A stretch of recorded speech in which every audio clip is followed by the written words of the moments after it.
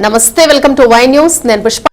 This news sponsors by Shri Krishna enterprises. Railway station ఎదురుగా మా వద్ద అన్ని టీవీలు, ఏసీలు, ఫ్రిడ్జ్లు మరియు అన్ని రకాల ఫర్నిచర్ హోల్సేల్ ధరలకు అమ్మబడును.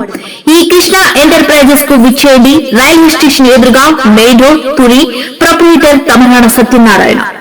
గ్రామ అభివృద్ధి చేస్తూ ఉంటే ఓర్వలేని ప్రతిపక్ష నాయకులు రాజకీయ లబ్ధి కోసం కూటమి నాయకులపై నిందలు వేయటం సరైన పద్ధతి కాదని కూటమి నాయకులు హెచ్చరించారు. ఎన్నడూ లేని విధంగా కొత్త సంస్కృతిని తీసుకొస్తున్న వైసీపీ నాయకులు కూటమి నాయకులపై అబాండాలు మానుకోవాలని అన్నారు.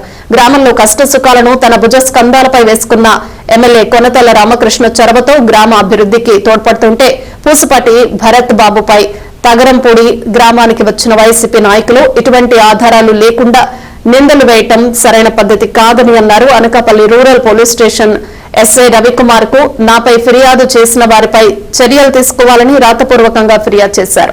ఈ కార్యక్రమంలో తుమ్మపాల చదరం నాగేశ్వరరావు, బంటు రవి, గంగుపామ జగదీష్, నక్క చెల్లయ్య, కపిరి తాతారావు, జ్యోతుల గణేష్, బొబ్బాది రమణ, మరిడి నాయుడు, ఉప్పులూరి అప్పలనాయుడు, గొరపల్లి ప్రసాద్ తదితరులు పాల్గొన్నారు.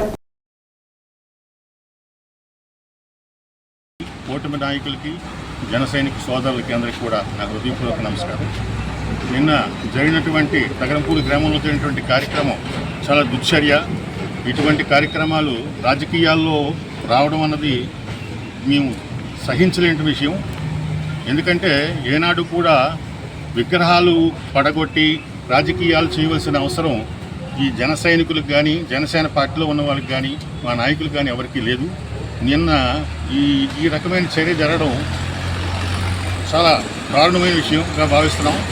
ఎందుకంటే విగ్రహాలు పడగొట్టి రాజకీయాలు చేయవలసిన అవసరం లేదు.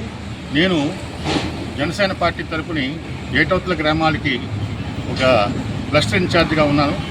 ఇటువంటి పరిస్థితుల్లో రాజకీయంగా అంటే రాజకీయ దురుద్దేశంతో అభివృద్ధిని చూసి వారవలేక కొందరు వైసీపీ నాయకులు అవ్వచ్చు, వైసీపీ సంబంధించిన మనుషులు అవ్వచ్చు, వాళ్ళందరూ కూడా ఇటువంటి దుశ్చర్యలు పాటుపడి పార్టీ కూటమికి కానీ, గవర్నమెంట్కి కానీ, ప్రభుత్వానికి కానీ చెడ్డ పేరు తీసుకొద్దామనే ఉద్దేశంతో జరుగుతున్న చర్యగా భావిస్తున్నాం. మేము ఎట్టి పరిస్థితుల్లో దీన్ని పూర్తిగా ఖండిస్తున్నాం. ఎందుచేతంటే గుడివాడ గురునాథరావు గారు నేను కులాలతో వాళ్ళు మాట్లాడారు. ఆయన కుల నాయకుడు కాదు, ప్రజానాయకుడు. ఎందుచేతంటే ఆయన ఒకనాడు అనకాపల్లి పార్లమెంట్ సభ్యుడిగా నిలబడినప్పుడు మేము వారికి పూర్తి సపోర్ట్ ఇచ్చినటువంటి మనుషులవి. ఆ టైంలో అటువంటి నాయకుడు విగ్రహాలు పడగొట్ట కర్మ మేము ప్రోత్సహించే మా గ్రామంలో ఉన్నట్టు వాళ్ళకి కానీ చెప్పవలసిన అవసరం మాకు లేదు. అటువంటి చర్యలు చేయవలసిన పనులు మాకు అవసరం లేదు. ఎందుచేతంటే ప్రజాస్వామ్యంలో, ప్రజా జీవితంలో ప్రజల ద్వారా మేము జవాబు చెప్తాం తప్ప, ఓటు ద్వారా జవాబు చెప్తాం తప్ప ఇటువంటి చర్యలు చేసి, ఇటువంటి కార్యక్రమాలు చేసి ఏనాడు మేము భవిష్యత్తులో గతంలో కానీ ఏనాడు కూడా మాకు అటువంటి చరిత్రలు లేవు. మేము ప్రజల సేవ చేయడం మా డ్యూటీగా భావిస్తున్నాం. గ్రామాలు, మా ప్రాంతం అభివృద్ధి జరగాలని కోరుకుంటున్నాం. ఇటువంటి పరిస్థితుల్లో ఇటువంటి జరగడం చాలా దారుణం. దీన్ని పూర్తిగా మేము ఖండిస్తున్నాం. పోలీసు వారికి కూడా వారికి విన్నవించడం జరిగింది. ఈ చర్యలో ఎవరైతే ఉన్నారో వారిని కఠినంగా శిక్షించి పూర్తి దర్యాప్తు చేయించవలసిందిగా, వారి ఇటువంటి భవిష్యత్తులో ఇటువంటి కార్యక్రమాలు జరగకూడదని ఈ ప్రభుత్వంలో మేము కోరుకుంటున్నాం. అలాగే దీనికి సంబంధించినటువంటి మా మీద ఫిర్యాదు చేసినటువంటి ఎవరైతే ఉన్నారో ఒక party president, village party president అవ్వచ్చు, అలాగే మీడియాలో చూసాం గ్రామ సర్పంచు, వీరిరువురు చేసిన వాళ్ళు మాట్లాడిన మాటలు, వాళ్ళ వ్యవహారాలు చూస్తుంటే ప్రభుత్వం వారిని అధికారులు మేము కోరుకుంటాం, పోలీసు వారిని. ఇది నిజము కానప్పుడు ఎట్టి పరిస్థితుల్లో కూడా వారి మీద తగిన చర్యలు తీసుకొని చేయవలసిందిగా పోలీసు అధికారులు వారిని కోరుతున్నాం. నగరంపుల్లో అంటే నాయకత్వం మా భర్త వారు నాయకత్వంలోనూ జనసేన, టీడీపీ, బీజేపీ కార్యకర్తలు అందరం పనిచేస్తున్నాం.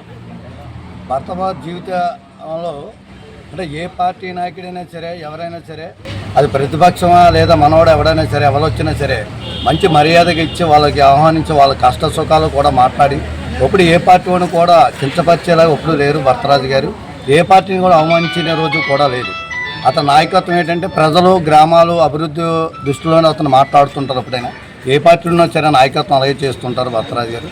కానీ నిన్న జరిగిన సంఘటనలోనూ ఈ గుడివాడ గురునాథ దగ్గర దౌసంలో మాత్రము ఖచ్చితంగా మా అనుమానం అయితే కేవలం రాజకీయంగాన వైసీపీలో కేవలం అది చేసి రాజుగారి మీద కేవలం రాజుగారు ఎదుగుదలని తగ్గించడం కోసమే కొందరు అంటే వైసీపీలో ఉంటూ కూడా వాళ్ళు చేసి ఈ కూటమి నాయకుల మీద పూర్తిగా అభినందనలు ఇస్తున్నారు. కానీ మా రాజుగారు అటువంటి విషయాలు ఎవరిని కూడా చెయ్యమని చెప్పరు. ఎవరైనా అలాంటి ఊహాలు కూడా మా జనసేన కానీ టీడీపీ కార్యకర్తలు కానీ ఎక్కడ అటువంటి దౌర్జన్యాలు ఉండవు. అంటే గతంలో కూడా ఫ్లెక్సీలు చాలా కట్ చేశారు. అవి వాళ్ళ వైసీపీ నాయకత్వంలో ఉన్నాయి. కానీ ఈ కూటమి ప్రభుత్వం ఈ రోజు కూడా ఇటువంటి జరగలేదు.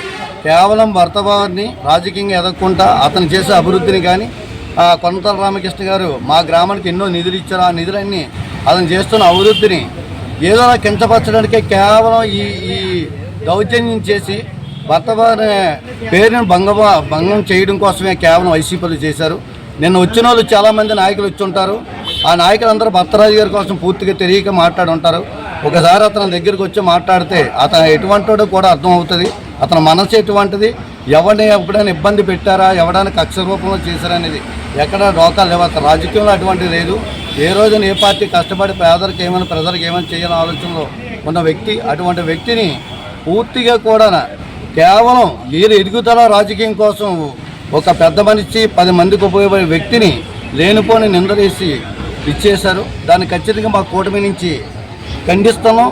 ఎవరైతే ఇచ్చారో దీని మీద పూర్తిగా నిజాలు నిరూపించి స్టేషన్ పోలీసులు దాని మీద ఎంక్వైరీ చేసి ఎవరైతే చేశారో వాళ్ళు ఇచ్చిన పేరు భర్తవారు అతని పేరుకి భంగం కల్పించారు కాబట్టి ఖచ్చితంగా వాళ్ళ మీద చర్యలు తీసుకుంటారని మేము ఆ కూటమి నుంచి విజ్ఞప్తి చేస్తున్నాం. నేను బీజేపీ పార్టీ అధ్యక్షుడిగా నగరంపూర్లో ఇప్పటి వరకు రాజుగారు విగ్రహాలు పెడతారు కానీ ఎప్పుడు కూర్చడం అనేది లేదు. కానీ కొత్తగా ఈ వైసీపీ నాయకులు చేసిన రాజుగారు ఎన్నో విగ్రహాలు పెట్టించారు సొంత డబ్బులతో. కానీ ఇలా విగ్రహాలు కూర్చోరని లేనిపోని అపనిందల పాలు చేయడం కరెక్ట్ కాదు.